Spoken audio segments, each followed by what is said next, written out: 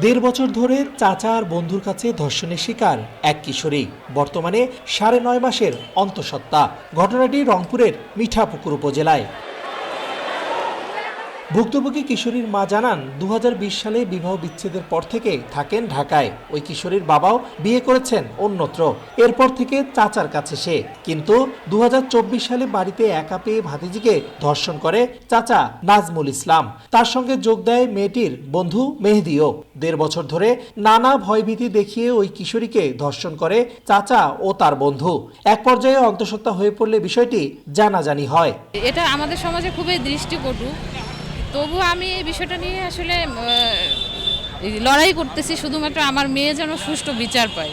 আমাকে মামলা উঠানোর জন্য অনেক রকম লোক পাঠায় আমার সমাজে, আমি যেন আমাকে সমাজ থেকে বের করে দেওয়া হয়, আমি যেন থাকতে না পারি, এজন্য অনেক রকমের তারা পায়তারা করতেছে। কিন্তু আমি আমার জায়গাটায় আসলে অনড় আছি যে আমি যে অন্যায়ের প্রতিবাদটা করছি এটার জন্য সঠিক একটা সুস্থ বিচার হয়। এখন এই যে দ্রুত আসামি ধরতেছে না, আমরা আসামির কাছে ধরতে চাই, কঠিন বিচার চাই। চাচা বাসায় থাকতে কিছুদিন থাকার পর আমার চাচা আর কি আমাকে বাজে নজরে দেখতো, যেটা আমি বুঝতে পারিনি।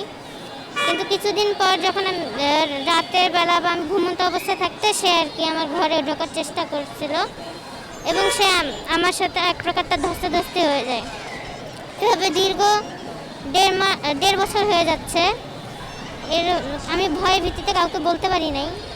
তো পরবর্তীতে আমার ফ্রেন্ড ছিল, মানে একসাথে লেখাপড়া করতাম, সে আমাদের বাসায় আর কি তার যাতায়াত ছিল।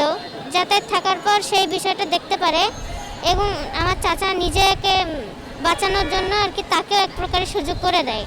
২০২৫ সালের অক্টোবরে মিঠাপুকুর থানায় মামলা দায়ের করে ভুক্তভোগীর মা। মামলার ২ নম্বর আসামি মেয়ের বন্ধু মেহেদী হাসানকে পুলিশ ধরলেও ১ নম্বর আসামি নাজমুল ইসলাম এখনো ধরাছোঁয়ার বাইরে।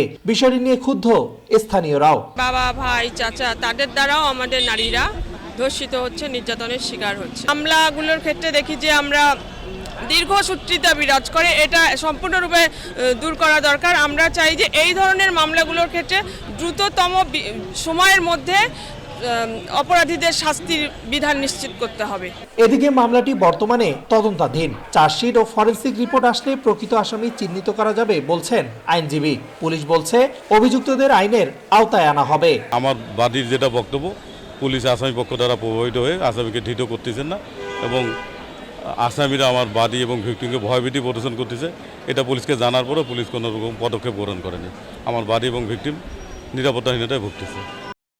আপনি বাদীকে আমার কাছে আসতে বলবেন, আপনার এত কিছু হবে না, আমার কাছে আসতে বলবেন। প্রকাশটা ঘুরে বেড়াচ্ছে, এটা বাদী অনেকে বলতে পারে। বাদী আমার কাছে বলুন যে প্রকাশটা ঘুরতেছে, ওর সাথে পুলিশ দিয়ে দেবো, দেখি কোথায় প্রকাশটা ঘুরতেছে। এ ঘটনায় মূল অভিযুক্ত নাজমুলের সঙ্গে যোগাযোগের চেষ্টা করেও পাওয়া যায়নি। রেদওয়ান হিমেল, সময় সংবাদ, রংপুর।